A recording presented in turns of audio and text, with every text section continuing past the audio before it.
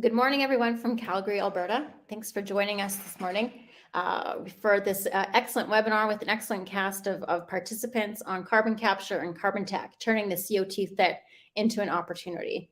And I think, the consensus, and we all appreciate that carbon emissions are causing climate changes, figuring out ways to produce the oil, gas, the hydrogen, the steel, the chemicals, the fertilizer, all the products that we need to survive as a civilization without releasing those carbon emissions into the atmosphere is one of the biggest challenges of our time.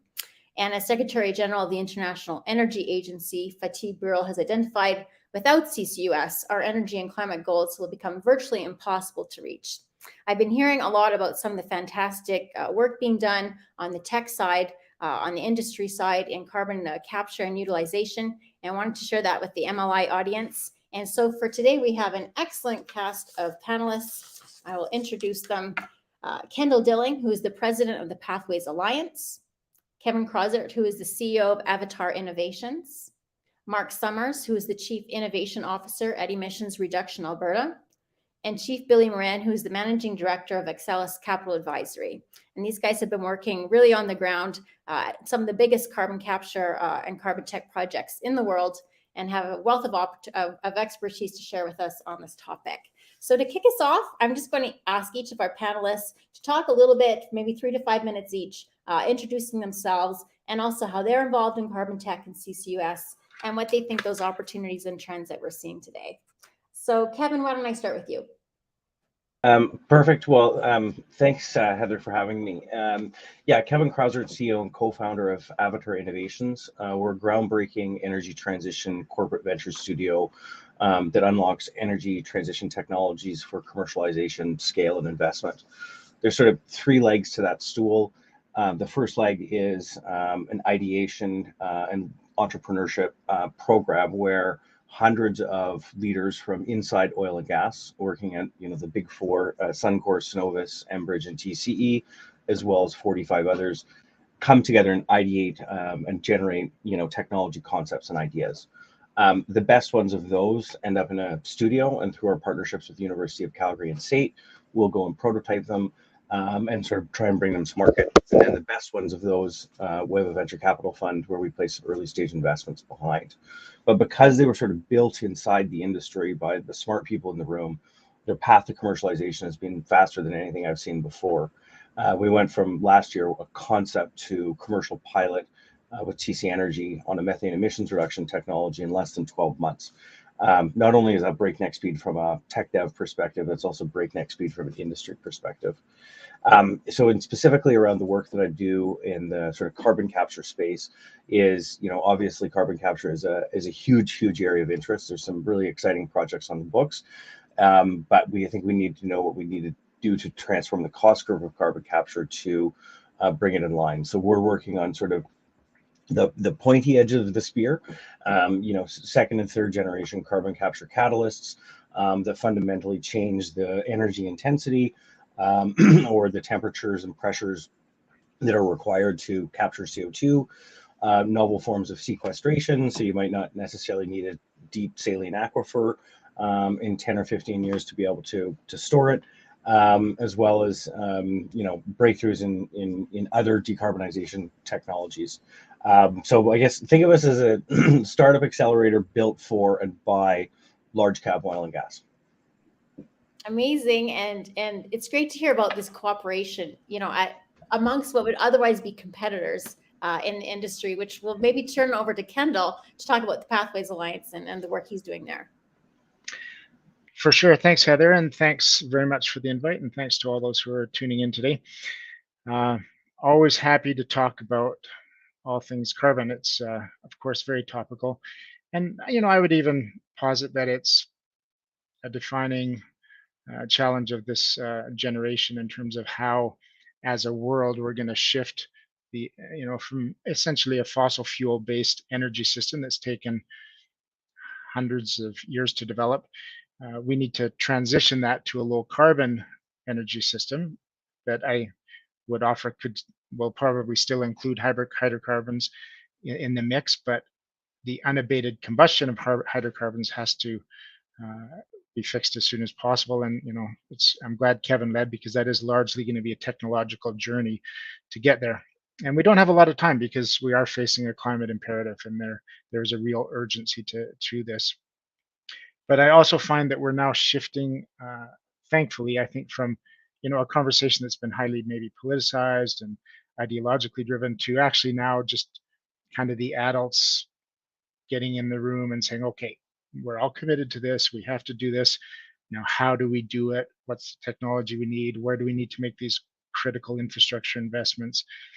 And how are we going to do it, to be honest, without driving the cost of energy through the roof and making life unaffordable for the average person? And of course, that is not a tenable solution for anybody. So this is tricky, this is complicated, and it's going to take all of our best efforts, but also an exciting point in the journey, and to be involved, and a very topical time for this conversation.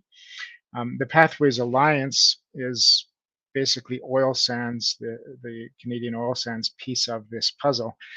We've known in the industry for a long time. We've been subject to criticism because of our higher greenhouse gas emissions than other oil basins around the world.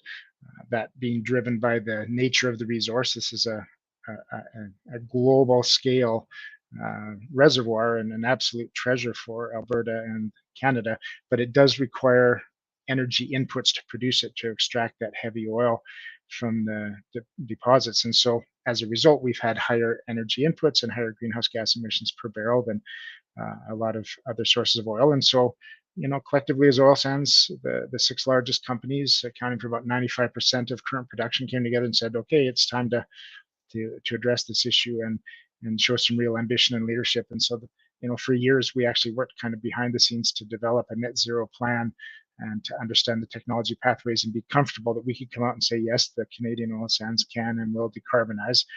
And we did that probably about 18 months ago when Pathways was stood up, and we've been having great success in advancing our project and working with governments and Indigenous communities and other stakeholders who need to be involved. These are big infrastructure projects. The carbon capture and storage project that you referenced, Heather, it alone is about a $16.5 billion project.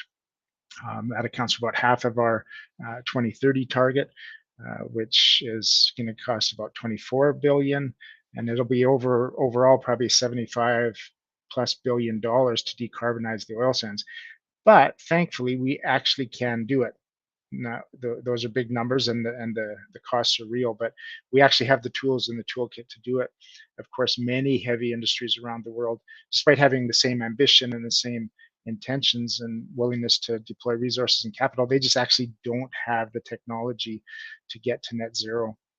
And so we're actually fortunate in that place and in that regard. And I think, we can decarbonize our sector and become global leaders.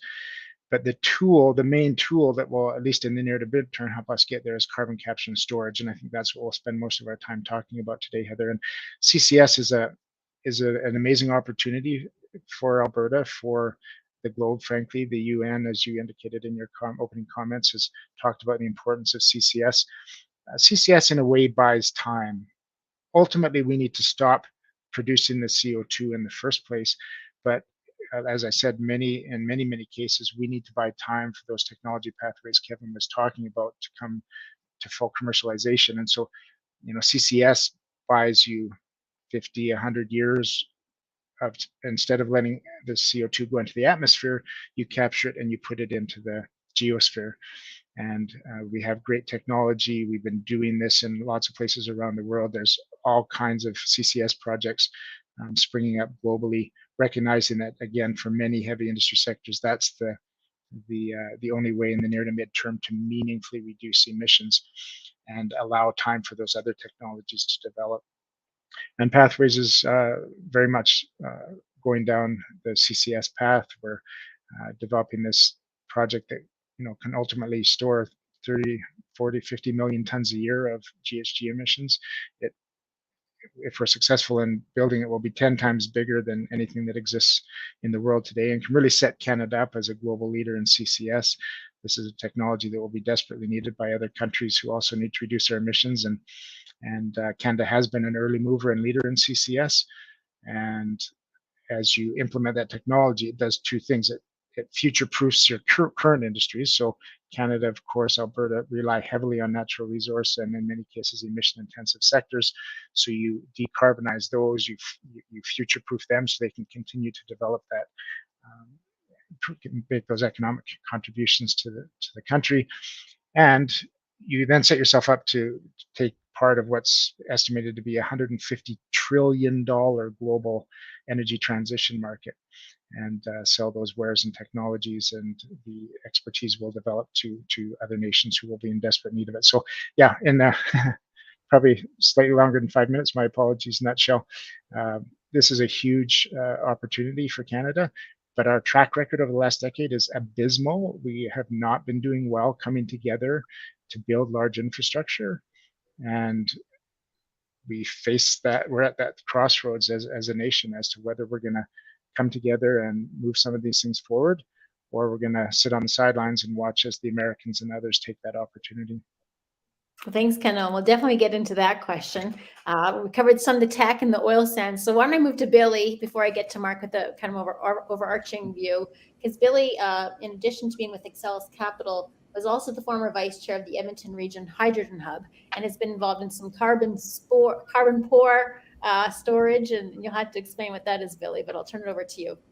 Yeah, thanks, Heather, and just acknowledge my fellow panelists. So Natsoki Topin at CCUS and Muskeg COG, and I'm Sacred Rider Chief Billy Morin from the Enoch Cree Nation. And, when I was chief in 2022, my nation borders the city of Edmonton at 215th Street. Just across the street is Edmonton, and just across the street is our commercial development of gaming. And we're the closest nation to the city of Edmonton. And in 2022, with the next three closest First Nations to the city of Edmonton, basically the same size as Enoch, you're looking at about 2,000 to 3,000 members of the Alexis Nakota Sioux, the Alexander Cree Nation, and the Paul First Nation, all coming together in a partnership in an unprecedented way between the four First Nations to invest, to co-invest, to go sit at the ownership table of these new carbon capture award pore spaces within the capital region. So Edmonton, as you can appreciate, I hope a little bit of background information is not lost on our viewers today, but Edmonton, of course, is the refining area of Alberta, heavy refinery in terms of the big players, in terms of Shell and Kendall's here, representing some of those big companies that are also refining in the region. Calgary has the office towers, but here in Edmonton, we have the refining, and there's the industrial heartland where a lot of these big refining aspects have taken place for decades.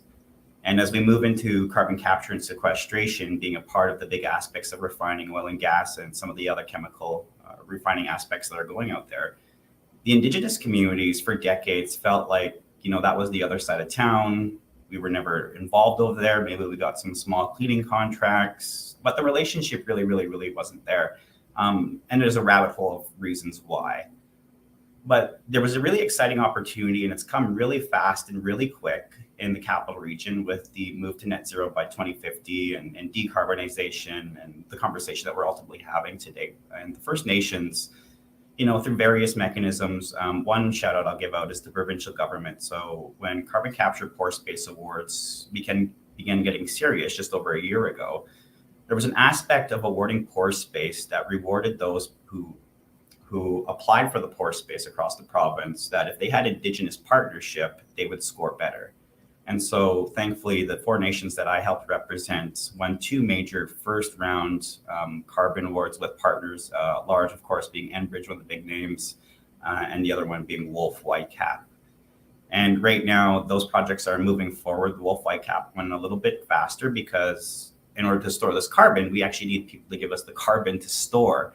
And our large emitters are some really cool ones, namely the one Wolf Whitecap. I won't take anything away from the Enbridge one because there's another cool emitter over there, but it's not just oil and gas.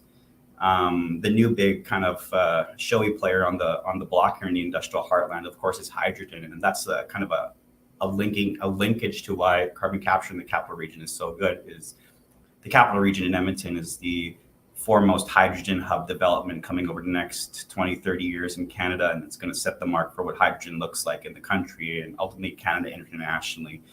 So, you're looking at numbers in terms of the quote is maybe 30% of Canada's energy needs within the next 20, 30 years or by 2050 doing hydrogen, which is when you burn it, the offset is water. Like the product is water. It's not CO2. So you can see why it's so important. And historically, First Nations, as I mentioned, were not involved in oil and gas, refining, development, commercial development, huge contracts. That's changing slowly over the last couple of decades. But with the new development of CCUS and the hydrogen hub, and of course, the regulatory regime is still being developed, at least the nations are at the table at the start, as opposed to going back and righting wrong. So it's really, really exciting times. And we're talking about $1.223 billion investments from the First Nations perspective that have never been done. And, we're really fortunate to be at the table again at the start and looking forward to being a part of the solution as opposed to being maybe viewed as detrimental to the process, not being included or focusing on just the social aspects of why we weren't included. So it's really, really exciting times in the capital region for hydrogen, subsequently CCUS and oil and gas or gas development for that blue hydrogen. So some of my opening comments there. Thanks, Billy. You make the important point. It's not about just oil and gas, carbon emissions. There's a lot of large emitters, heavy industry that needs to capture carbon as part of our climate change challenge. And so it's a great time to turn over to Mark, who with Emissions Reduction Alberta has to look at, all of these different sectors and all the different ways that we can be reducing emissions. So Mark, what do you guys do and what do you see as the trends? Thanks so much, Heather. And your timing is fantastic because I just saw a live question from the audience get posted into the feed here around whether government is a help or a hindrance and whether industry is going alone or government is helping along. And so maybe I can kind of start by answering that question. And I would say absolutely government is helping in this field. And it's indeed a very productive partnership between government and industry in terms of broader climate tech or carbon tech, as well as in the CCUS space. So my name is Mark Summers. I work with an organization called Emissions Reduction Alberta. And we were created in 2009, sort of in the wake of Alberta being the first jurisdiction in North America to introduce a comprehensive industrial carbon pricing and emissions trading system. And that was in 2007. And now actually the timing of this is also very impeccable because the government of Alberta just released a new emissions reduction and energy development plan yesterday, which talks a lot about some of the stuff we're going to talk about today, as well as some of the investments that we're making and others are making across Alberta's industrial sector. So we were created as a key delivery agent of the government of Alberta for investing dollars that are collected by Alberta's carbon pricing system into carbon tech or climate tech more broadly. So as an organization, we're a funding organization. We have two primary funding programs. One is involved in technology innovation. The other is market adoption or market acceleration. For most of my comments, I'm going to focus on technology innovation because that's where our primary investments into CCUS occur, as well as it's in line with the topic of today's conversation. And so in that area, we focus as a funder on later stage technology demonstration and first of kind deployment projects.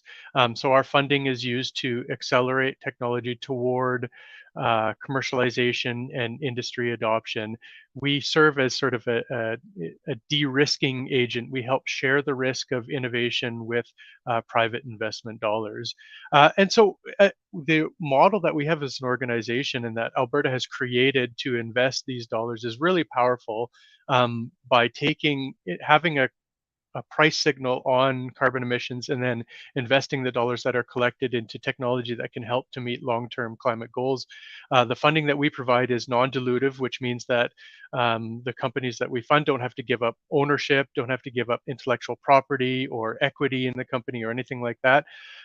We use a transparent and rigorous due diligence process to ensure the dollars are invested transparently and wisely, and that we steward the public dollars appropriately. And once we select projects in our process, we continue to support them by convening resources and expertise and partnerships to help maximize the opportunity for success. Pardon me. And even for projects that end up not progressing as expected, and of course for those that do, we focus on sharing the outcomes and the knowledge and the lessons learned from those in order to help advance and accelerate this innovation across the industrial landscape. So since creation in 2009, we've been very fortunate to build up a very amazing portfolio of now 245 projects, of which about half and half are completed now. So we have about 120 to 125 ongoing projects, but our portfolio has included now $855 million of investment from ERA, from the government of Alberta through ERA, into those projects that represent a total investment of $7 billion. So we've been very fortunate to have fantastic leverage of our dollars with private investment dollars as well as other government funds. And we're on track now from the projects, not including the impact in the marketplace, to deliver more than 40 megatons of greenhouse gas reductions by 2030 alone from these projects. And we operate on the philosophy of both environment and economy working hand in hand, that you don't have to choose one over the other. And so the investments that we're making are also having a tremendous economic impact in Alberta. We anticipate that the investments that we've made and the projects that we're supporting will generate more than 30,000 jobs by 2025 in Alberta in the form of person years of employment, and contribute almost $5 billion to Alberta's GDP. Our investments are guided by a high-level strategic document that we call our technology roadmap. The fourth iteration, or the fourth version of this document, was released last year in 2022, and it talks about 5 primary areas of investment for us as an organization, of which one is carbon sequestration, and is very important for the topic of conversation today, as well as one of the primary investment areas for us as an organization. And maybe just a couple quick comments before I wrap up and turn it back over to you, Heather. One is that for us, partnerships are absolutely critical. It goes back to the question from the live audience. Everything we do is in partnership with innovators, entrepreneurs, industrial operators, and others. And so we can't be successful on our own. Partnerships are absolutely critical. We have a number of partnerships with other funding organizations, with Pathways Alliance on this call, with Avatar Innovations, and a number of others. So we're really excited about these partnerships. We also, specifically in the carbon capture, utilization, and storage space, have some international partnerships. We're a member of an international consortium known as Accelerating CCUS Technologies, or ACT, which brings together investments from around the world, from a number of countries around the world, and partnerships in an area, CCUS, where there's a very high degree of knowledge transferability across regions. So we feel that partnering with other jurisdictions and leveraging each other's dollars and knowledge and information can help accelerate the charge toward our targets in 2050, and in some cases even sooner. We have a very healthy investment track record across the CCUS space. I won't go into details now, but certainly if anyone's interested, I can have follow up with one-on-one conversations or point you to some resources that talk about it. But we've now invested, out of our almost $900 million, more than $160 million of that has gone towards CCUS projects, including carbon capture, as well as carbon utilization and storage. And one of the more recent announcements that we've had in the last couple of years is a funding competition that we called Carbon Capture Kickstart. We're proud to be supporting 11 different front-end engineering design studies for large-scale commercial projects that will, if they all go ahead, be commercially operating. At least some of them will be commercially operating before 2030, including a partnership with Pathways Alliance, as well as investments across a number of industries in Alberta's industrial sector. Oil and gas, of course, electricity generation, cement manufacturing, fertilizer manufacturing, and forest products as well, just to name a few. So maybe I'll leave it at that. I'll turn it back over to you, Heather, and thanks very much. Well, fantastic. And you guys are the reason I wanted to have this webinar, because it's exciting to hear about this, and there's a lot of doom and gloom out there, and there's a lot of pointing fingers, and there's a lot of debate. And when I hear, people talk about the carbon tech industry in Alberta and Western Canada, it feels like things are happening, things are moving. We have some solutions. The smart people are figuring this out. So I appreciate all of the work that all of you are doing, and the excitement that's happening in the sector.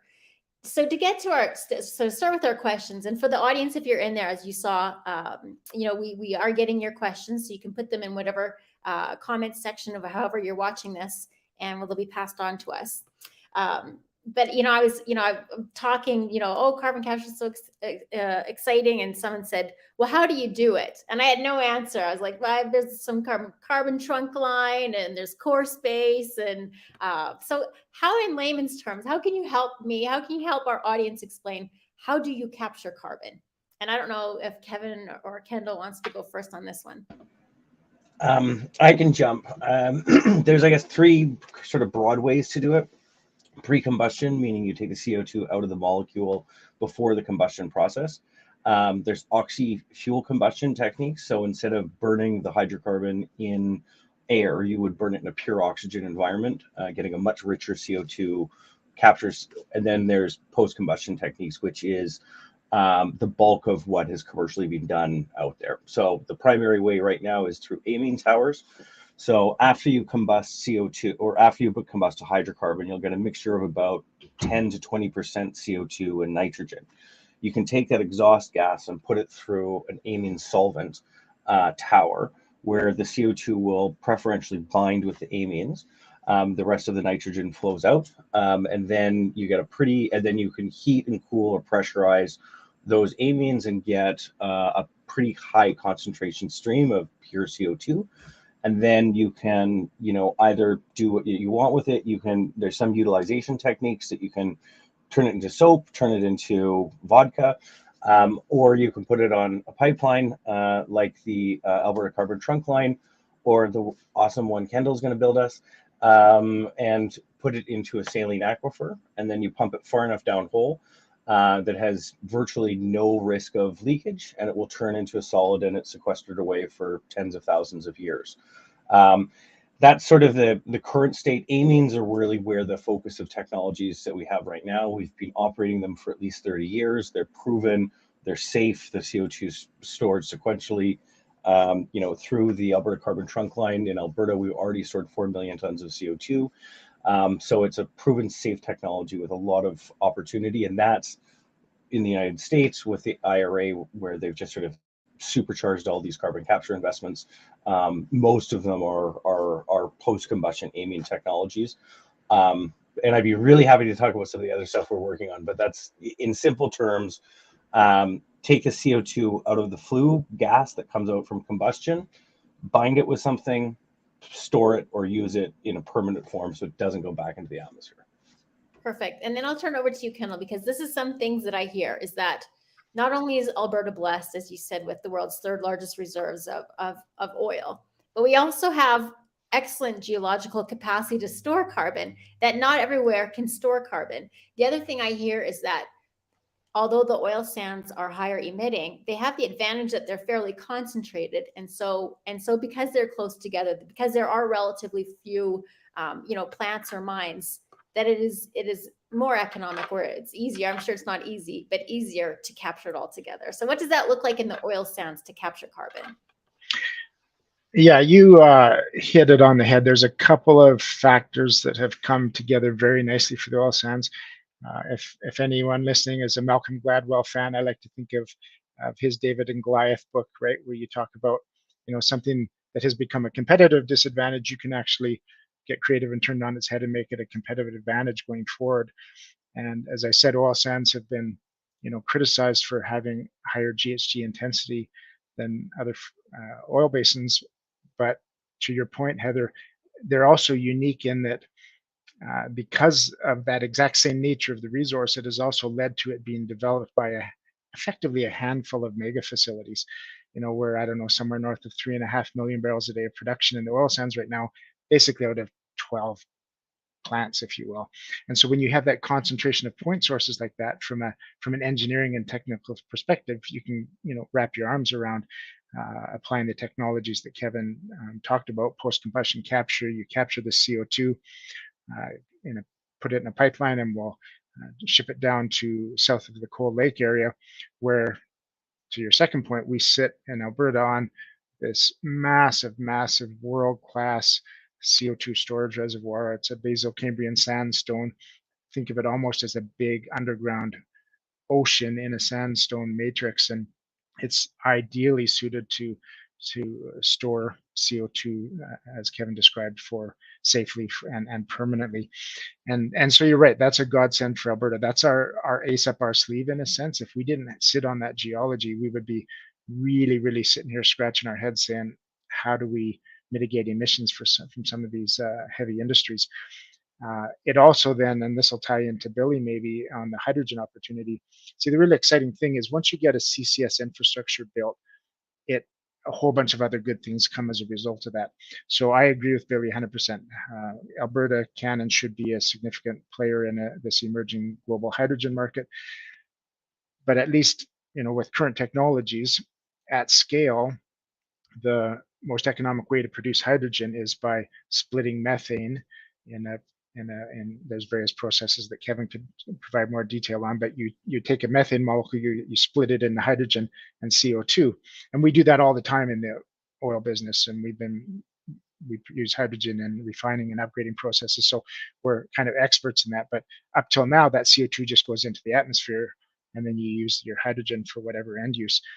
Of course, from a GHG perspective, that's a problem, right? So once you get CCS infrastructure in place, though, now you can produce that hydrogen that people refer to as blue hydrogen, and you put the CO2 underground for permanent storage, and you've got now this clean hydrogen that can be used for various end uses as a clean fuel. You want to talk about direct air capture as another example, right? That's a technology that is also being worked on by lots of industries around the world, including the oil and gas industry, and Pathways too is working on direct air capture. So that's where you would actually just go and take CO2 right out of the atmosphere. And Kevin talked about a 10 to 20% CO2 stream from a flue gas. That's technically challenging enough. Try parts per million level concentrations in the atmosphere, and it's really tricky to do that economically. But it's one of the technologies that globally we have to bring to bear to address climate change. And so again, once you've got a CCS infrastructure set up, now you can come and try direct air capture technologies, and you've got somewhere to put that CO2. Other industries will start locating here as a result of that. In fact, there's some really big petrochemical projects that are close to final investment decision here in Alberta that Billy would know about up in the industrial heartland. Those are 100% only selecting to be here because of access to carbon capture and storage. Those big petrochemical companies have the same net zero ambitions and requirements as the rest of us. And so there's lots of places they could go in the world that would be cheaper to build those projects, but they're coming now here because they need access to CCS, and they know that Alberta can deliver that. And Alberta has, thankfully, this is where we have a big head start, a really sophisticated regulatory system in place to approve these, because we've already been doing it. We've been operating CCS in the province for some time. You mentioned the Alberta Carbon Trunk Line, but there's also the Quest project at the Strathcona Refinery, which is majority owned by one of the Pathways members. And it's been doing the exact same thing and putting it in the exact same reservoir for several years now, very successfully. So, and those projects have all been through regulatory approval. So we've now got the machine primed and ready to go, and you see a whole bunch of CCS projects kind of starting to be worked on and advance through that regulatory process. So I think this is an exciting time for the province. Great. I see Mark is chomping at the bit. He has innovation in his title at Emissions Reduction Alberta. So you probably have some thoughts on this, Mark. What are you guys seeing in the hundreds of projects that you're funding? How are people capturing carbon, and what's kind of the exciting places that it's going? Yeah, absolutely. And I think Kevin and Kendall did a wonderful job of explaining it. And so we're seeing lots of really, really exciting projects emerging across the CCUS area. And so maybe I'll start building on what I mentioned previously. We recently completed a funding round or funding competition that we called Carbon Capture Kickstart. And through that, we're investing in front-end engineering design for 11 projects that would lead to more than $20 billion in capital expenditures if all of these projects go ahead. And if they do, they would also result in more than 24 million tons on an annual basis of CO2 being sequestered into saline aquifers primarily, but also used for enhanced oil recovery in the province of Alberta. And also, building on what some others have mentioned around hydrogen, there's a really cool sort of interplay between hydrogen and CCUS. Well, for example, we were one of the early investors in the Air Products $1.6 billion net zero hydrogen energy complex, which is a big blue hydrogen facility or low carbon hydrogen that uses autothermal reforming, where the CO2 from the process ends up being captured and sequestered. And this will be a mega hydrogen production facility being built in the Edmonton area. Certainly, there are a lot of really exciting technological developments underway as well. As Kevin talked about, right now in the push for commercial projects that will happen before 2030 or in and around the 2030 timeframe, primarily looking at commercially available proven technology through liquid amines. But not exclusively. There are some other technologies that are being considered. For example, there's a homegrown Canadian company called Svante that's developed a solid sorbent-based technology. I won't go through the technological details other than to say it's a really cool and innovative concept for capturing CO2 that doesn't use the traditional liquid amine process, has a number of really cool and interesting benefits, primarily and not the least of which being if it ends up being commercially successful, significant cost advantages. And so one of the 11 projects that we're supporting through Suncor Energy, one of the Pathways Alliance members, is working with Svante to move forward a commercial demonstration at one of their facilities here in Alberta. And we're really excited to see how that one plays out. Awesome. Before we move into the business side, Billy, you confess you're not a technical expert on this, but do you have any thoughts? And also, Billy, if you could talk about some of the questions you had from community about the safety of this. If we're putting it in, what were the questions your community's members had, and do you have confidence that this can be done safely also? Well, the humbleness I have to admit is that I'm not the scientists like some of our awesome panelists. Just know a little bit more about the tech aspects of it. I mean, I get to participate in those conversations and educate myself. But again, I'm a little bit more at the governance tables of anything and the financial tables. But as they were talking on the question, Heather, the thing I wanted to highlight again, and you mentioned it, and Kendall's mentioned it, it's been mentioned across the thing, and I just want to highlight it a little bit more is, I think, and I can understand why, if you don't live in the capital region or in Alberta, you might just think we're storing carbon for just the same old oil and gas refineries for heavy oil or something along those lines. And again, I just want to highlight it's not just that. I mean, Air Products and hydrogen's been built as an offset a product from the refineries for a long time in agriculture and in different refining aspects, which is great. But I mean, now it's strictly Air Products looking at hydrogen as the hydrogen hub specifically to burn in terms of, even public service vehicles like ETS, public transit buses is kind of like pilot project for here for a hub. And so hydrogen's kind of like the clean one, the really, really cool one, the one that gets all the headlines, but it's not just even hydrogen. So, the First Nations, getting in early, unprecedented way, maybe not historically, but that's the really cool thing about this is now we get to talk to people like Dow Chemicals. Dow Chemicals is not just burning or refining to build gas to go into your car and burning it that way. They're building chemicals for everyday products for pharmaceuticals, and then just everything that goes into oil and gas here. And they're talking about a $6 to $10 billion largest investment in 15 years for ethylene cracker here investment. And then that doesn't happen without carbon capture, utilization, and technology to meet their CSR goals as a company. And so again, it's everyday products, it's everyday households, and the First Nations are at the table early talking about how do we own a piece of that as well. And then just shortly, maybe a week ago or 2 weeks ago, it was a cement plant, local cement plant that's existed here for a number of decades, owned by a German multinational, and they signed an MOU with the federal government to talk about, well, we're going to part of the CCUS, we're going to be a net zero cement plant. That's our goal. And it's real. And again, the First Nations are at that table because their CCUS contract MOU runs through our pore space award with our partner Enbridge. And so we get to go to these different various tables. It's not just, oil and gas that's burning in your car. It's all these everyday household products that we live with every day. And again, it's pretty exciting stuff.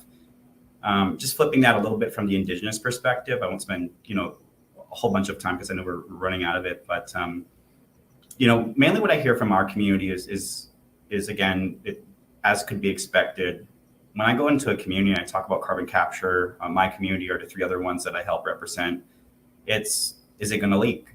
What about our water? And of course, for the layman terms, for everyday Canadians, not just Indigenous one, that's always going to be the question. And as Indigenous people, stewards of the land, I love it. I love it because again, it highlights what we are as people in terms of land. It's the most important thing to us. So, winning these pore space awards it's early days, but the first question is not about the money we make or the partnership at the governance table. It's protecting the land, quite frankly. And with Mark and Kevin and people like Alberta Innovates, and the partners that I'll mention are really cool in this regard. Is of course we have business aspirations, as I mentioned, but the partners are really understanding in that we recognize that the nations themselves don't have the capacity of every scientist or every economist or forward thinking in all aspects of this production of carbon capture and building it out.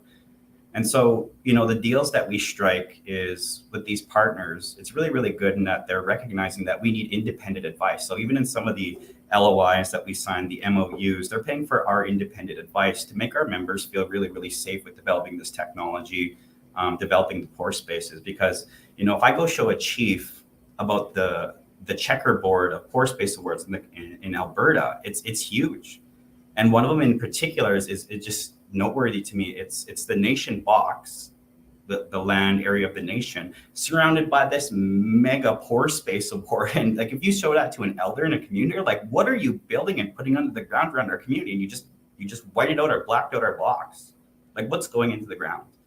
And so again, it's still, take it day by day. I think this is obviously the way to go. Like, I would not steer my nation down this direction, but we still got work to do in terms of the regulatory and making our people feel safe in this regard. But I'm pretty confident that we can get there with some real engagement, not just ramming it through. And again, the ownership table changes that conversation directly because we have, we're, as owners in these projects, we get to see everything as opposed to just being a consultant and it moving forward for the sake of moving forward. Fantastic. So I want to get into our next question, which also complements some of the pre-submitted audience questions on the business side. So the things that I think about, and you guys think about lots of different things, is one, I'm hearing a lot of money on the table. We're talking about there's competitive advantage, billions of dollars. Kevin's in the business of making money. Mark wants people to help make money. On Kendall's side, it's a cost. It's a 75 billion cost. And carbon capture, we need these things. We need fertilizer and cement and chemicals and oil and gas. And it costs money, to capture that carbon so that they aren't, impacting the environment. So I want to ask, where are we going to make money? And how much does it cost on the other side of the equation? And then also have, what does the ton of CO2 need to be? Because a big part of the policy discussion that I hear, kind of from my superficial perspective is that you guys need actually a carbon price and a particular number on a ton so that you can have that security that, for that ton, you can afford to capture that carbon and come out even on it or ahead. So I don't know who wants to start on that. What is the business case? How much does it cost? Where are we going to make money? Where are we going to be spending money? Kendall. Sure, I'm happy to take a first cut at this, and others can join in. And I'll speak mostly to our project and the CCS aspect, given that's what I know most about. But Yeah, you're right, Heather, in that the value proposition for us as industry is not that we're going to make money doing CCS. The exact opposite is going to be a huge cost. But to the extent that that preserves our core business and allows us to operate for as long as the world needs our product. And everyone's got their own crystal ball in terms of how long that will be. Some think it's shorter than others, but even the most aggressive IPCC, EIA, net zero trajectories still show the world consuming, pick your number, 50 million barrels a day of oil by 2050. It's about 100 million barrels a day right now. So, even if the demand drops in half over that period of time, what you want is for as long as that market is there, for those to be the lowest carbon barrels possible serving that market. So we will increasingly become judged by the carbon content of the barrel we're providing that market. So there'll be a demand for oil and gas for decades to come. If we can decarbonize our sector, and yes, these are expensive front-end investments to do that, the value proposition is that we get to continue producing oil and gas and providing all the economic benefits that does to Albertans and Canadians for a long time. And I would actually offer forever, because there are significant non-combustion markets altogether, right? The Canadian heavy barrel, in fact, is ideally suited to numerous non-combustion end uses, be it asphalt, be it petrochem feedstock, and many others. So the bottom line is, if we can provide a fully carbon abated barrel to those markets, that's a long-term value proposition for everyone. So that's the economic case from our perspective. Now I'll turn it over to others to talk about the carbon end use case, because there are exciting advances in carbon fibers and other things where this can become a value add product. But I think Kevin would probably speak to that better than I can. Yeah, on the sort of, business model for carbon capture, there's essentially two different ways. Either through capturing some sort of the economic rent of a emitter, paying a carbon tax and reducing that. Is there some sort of, royalty per ton service fee that could be done? Or the second way is licensing that technology into somebody who's sort of building it. Those are the two kind of fundamental business models that people are using to advance these types of technologies. But let me just, I think, be really clear. So, earlier Mark was mentioning Svante, which is a Canadian success story on a second generation carbon capture technology, currently building a commercial plant in Europe. Just closed a round. They're valued at more than $1 billion company, and which is a hugely impressive feat. But why is their signature project in Europe? Likewise, Carbon Engineering, one of the direct air capture companies, I think Oxy, a major US producer, has somewhere in the neighborhood of 56 direct air capture projects planned with them, all in the United States. And the reason both of these, because I think it's really worth noting that frankly, despite the fact that Canada had a head start on global carbon capture technologies, we're losing the race right now. In the United States, the 45Q tax incentive under the Inflation Reduction Act equates to basically $100 of cash per ton. And this has overnight led to, dozens upon dozens of multi-billion-dollar carbon capture projects sort of happening overnight. Right now, the only way you sort of make money, either from if you want the business case to work for these technologies to thrive in Canada, you have to come up with this complicated mess of incentive tax credits that don't meet the IRA standards, carbon tax avoidance, clean fuel standards and then go and try and finagle money out of a broad consortium of complicated funding agencies. Whereas the United States is just $100 a ton, here you go. So it's a lot easier to make that business case, as well as around the political certainty of it. So I think what I will say is that Canada is never going to be able to compete against the United States on the Inflation Reduction Act on a dollar for dollar basis. But where we can actually win is on an innovation agenda by simplifying things. We just did an experiment as a planet where we figured out two things. We just figured out that what does it take to sort of destroy oil demand? And that's about $250 a barrel. Europe just went through this experience, and that was what it took to break oil demand in there. We also went through this other scenario where we figured out what it took to break oil supply, and that's sort of less than a $50 barrel. So we kind of have $200 worth of economic rent in there to come up with a really smart funding mechanisms to get these innovations across the line so we can export them into the United States and into Europe, as opposed to losing them, which is what we're doing right now. And if we were to think about, like, take it for example, carbon capture right now, amine towers are essentially economic at $15 a barrel. So, or $80 to $100 a ton. How can we think about driving those investments forward as opposed to this, if the simplest, fastest way for us to get to a net zero future is going to be using the multi-trillions of dollars worth of energy infrastructure we have, I think Canada can come up with a much smarter energy policy to actually go and win this race and export our technologies to the United States. Like, I'm in Houston right now. I can't tell you of a energy transition technology startup whose goal is not to move to the United States. Like, this is a major concern for Canada. And we need to sort of, I think, stop the holy war and figure out what is it going to take to actually get to a net zero future. And let's go and do it, because industry is at the table, the entrepreneurs are at the table. It seems like almost everybody except the politicians. Thank you for that, Kevin. And that will definitely be the next question, but I'll give Billy and Mark a chance to respond to this one first. But I just want to clarify something, because I think this is so important.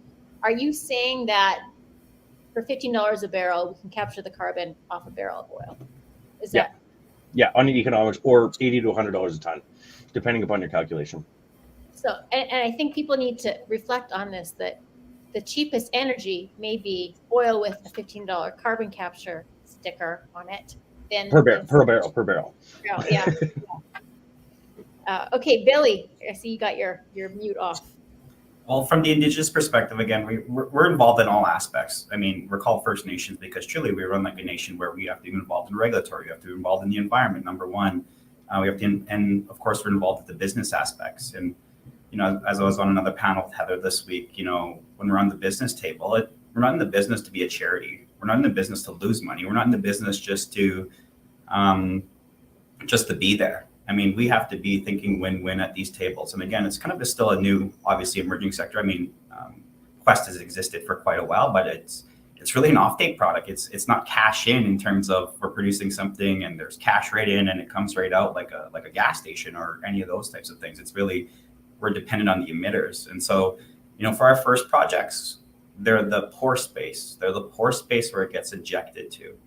But before it gets into the pore space, the plant itself, whether you're Dow, whether you're one of the local gas producers, whether you're the refinery, they have to attach on even more capital intensive investments into their refinery or their plant.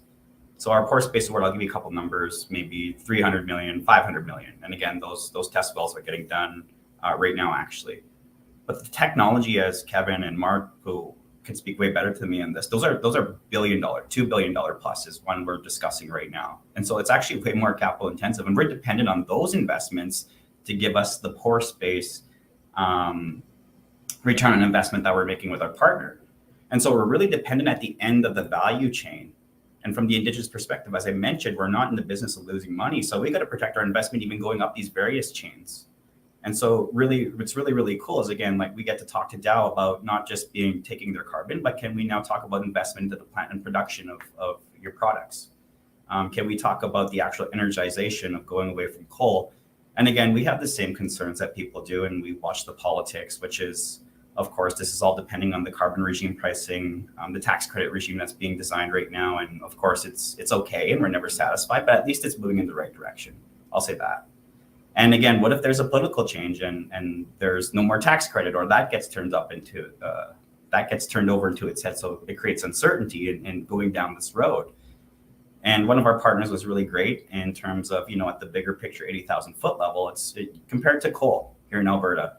One of our partners was one of the big coal producers, power producing for electricity. They're 6 years above ahead of their mandate to get rid of coal and go to liquid natural gas to produce. And they put mechanisms in place to protect our investment.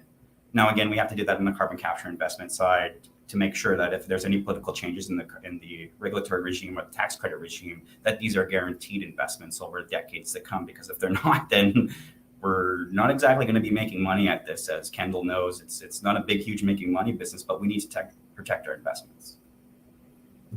Mark, how does Emissions Reduction Alberta see the business case and the opportunity there? Yeah, I really appreciate the comments that others have made and completely agree. What I might do is I might come at this question from a slightly different angle in a couple ways. One is I'm going to take it to a very, very high level and just say that not in terms of business model, but business case. So we're talking about, Kevin mentioned $15 a barrel, or just roughly translates to $80 to $100 a ton for carbon capture. And it'll be more undoubtedly, because we talked about the physics of lower concentration of CO2 in the atmosphere at maybe around 0.04% or 400 parts per million. And so maybe you're looking at $150 to $200 a ton for direct air capture. And I don't think we have a view of the audience, but there may be some in the audience that are saying, well, why would we ever do this? Why would we ever impose $80 to $100 a ton to capture from industrial flue gases, or more than that to capture out of the atmosphere? And the business case is fairly simple in that there's a cost to reducing CO2 emissions from the atmosphere. But if we don't, there's a cost, and the calculation is there's an even greater cost to not doing that. So that's at a broad level, the highest business case. And so when you talk at a very wide level about the different possibilities, technology opportunities, processes to reduce greenhouse gas emissions, as you alluded to, Heather, it may very well be the case that capturing the CO2 out of the atmosphere or from these industrial processes is the most, or one of the most economical ways to continue to add the value to society. A lot of our industrial operations in Alberta and elsewhere provide tremendous value to society as a whole, providing fertilizer, cement, petrochemicals, very high value products, energy, oil and gas, all of these things. And there are different methods for reducing those emissions, one of which is capturing the carbon. So I wanted to kind of tackle it from that industry, or from that perspective, not to disagree, but just to sort of take it up a level, a higher viewpoint from the other panelists. And then you also asked a question, Heather. You sort of started to go down a little bit of a path around not just taking CO2 and sequestering it underground in geological reservoirs, but converting it into other value products. I think you mentioned carbon fiber or something like that. And yeah, that is a really interesting and powerful area that's worth exploring. There's no question that from a scale perspective, we're talking when we want gigaton solutions to a multi-gigaton global challenge, capturing large amounts and sequestering permanently in underground reservoirs is a very, very large scale solution. And in addition to that, finding opportunities to provide valuable products that utilize that CO2 and convert it into carbon-based or other materials are also part of the solution. So you talked about carbon fiber. One of our local companies here in Alberta, Capital Power, is partnered with and made an investment into a company that was created in the US and has moved to Alberta, Carbon Corp, that is taking CO2 from a flue gas and converting it into carbon nanotubes. So they're building a commercial pilot facility right now in Alberta. There are other exciting opportunities. There's another homegrown Alberta-based company, Carbon Upcycling Technologies, that many folks are familiar with, that partly got their start from an early investment we provided in 2014 through our Carbon Grand Challenge, that is taking CO2 and converting it into other materials, which includes supplementary cementitious materials or additives that can be added to cement to create more sustainable, lower carbon concrete.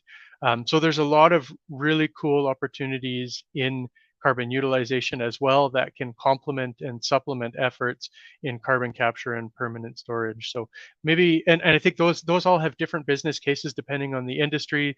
Some can improve the properties and the characteristics of the products that they ultimately go into.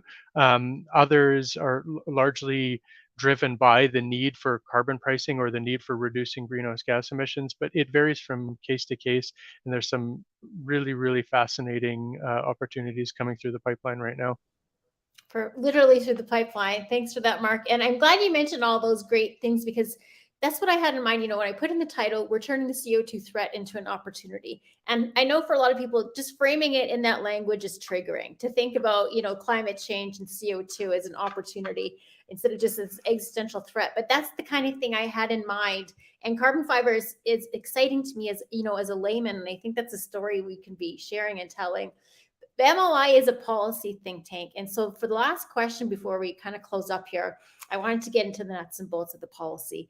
And you've already alluded to it, Kevin, and you know, we all allude to it. You know, we have a holy war here. And there's still an element of environmentalism in Canada that thinks we shouldn't do carbon capture at all, that it's a distraction from just getting off of emitting things. And we are seeing, like you said, you're in Houston now today, because as a carbon tech company, you have to have a base in Houston.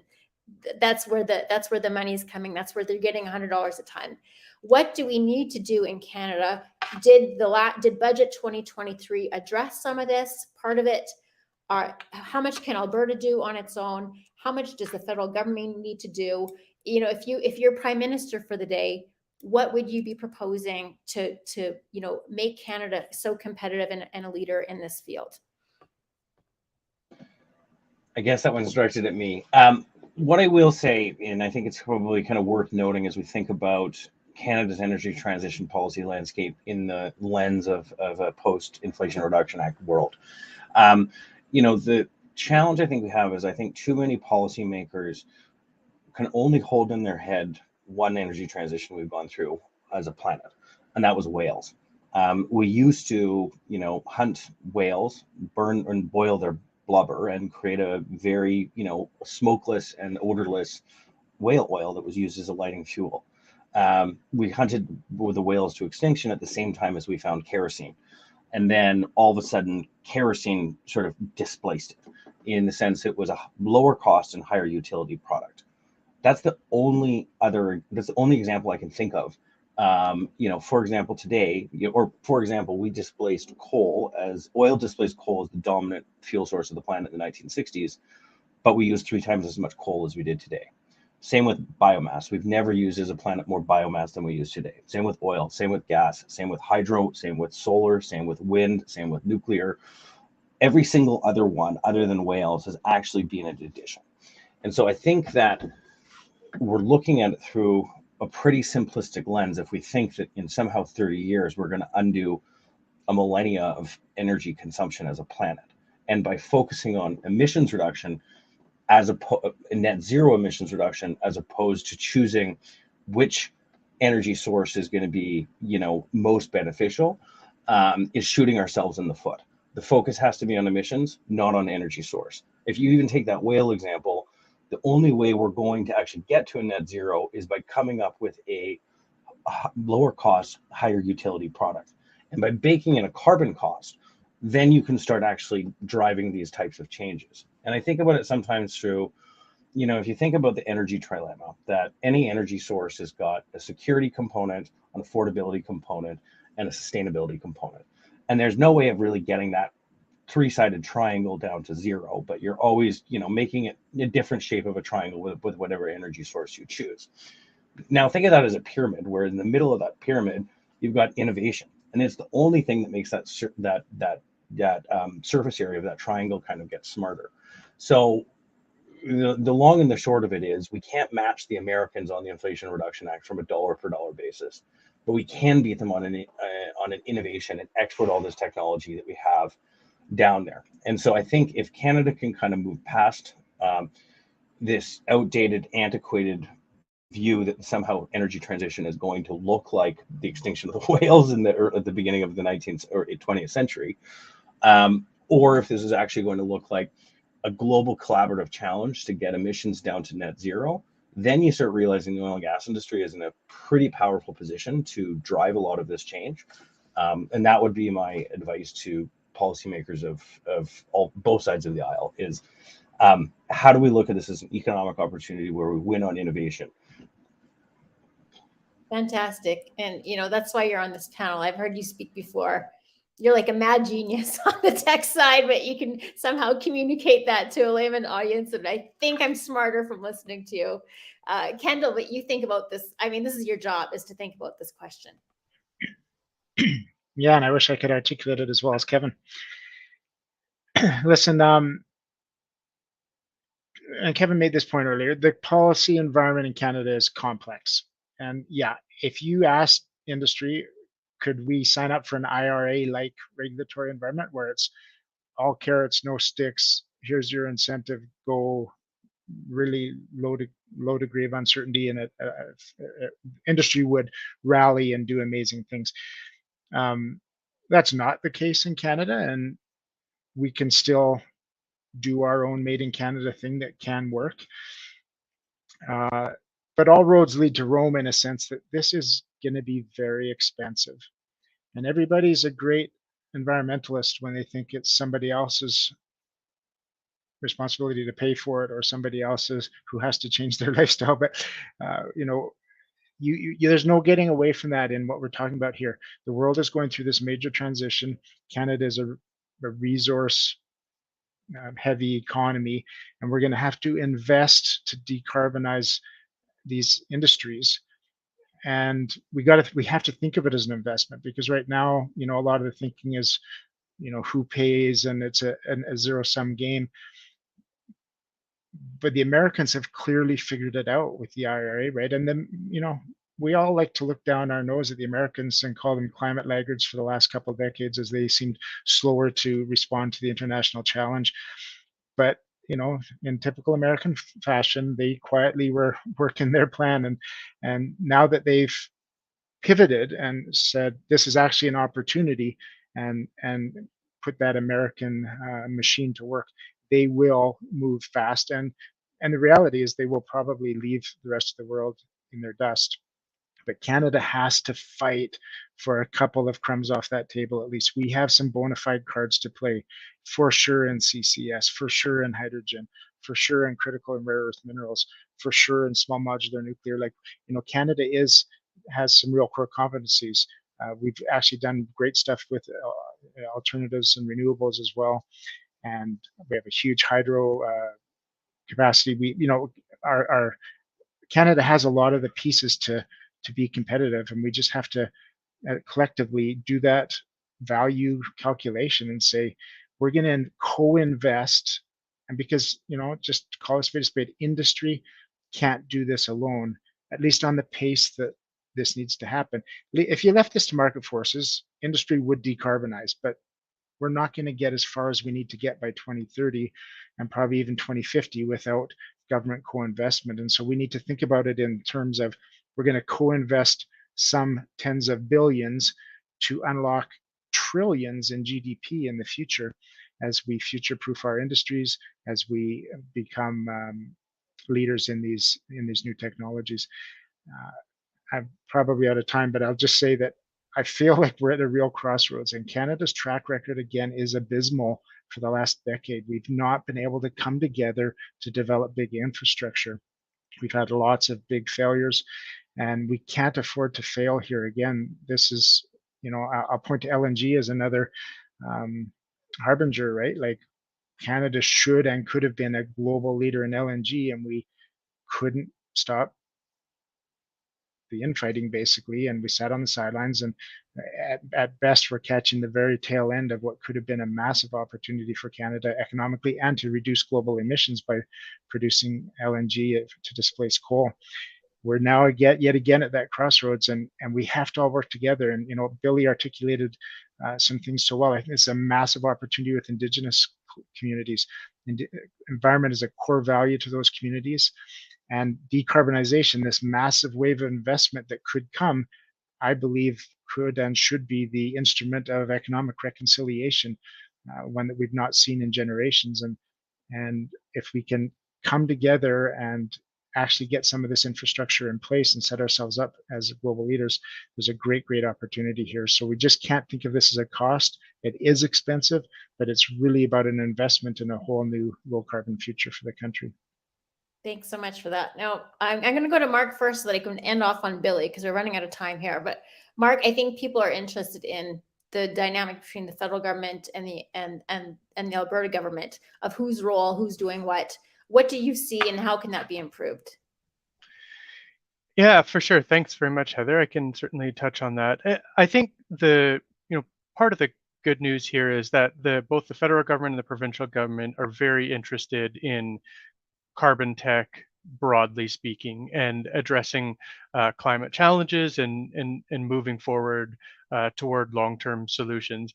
There is certainly no secret that the government of Alberta and the government of Canada, as essentially slightly different leaning governments, don't see eye to eye on everything, and that's fine. That's okay. They represent different constituents, different opinions and perspectives, but there are a lot of things that they do see eye to eye on, and carbon tech, but more specifically CCUS, is one of them. And we talked over the course of this conversation and in many other conversations around the urgency of the challenge, and I think that the urgency of the challenge, as well as how quickly other jurisdictions are moving, particularly the U.S. south of the border.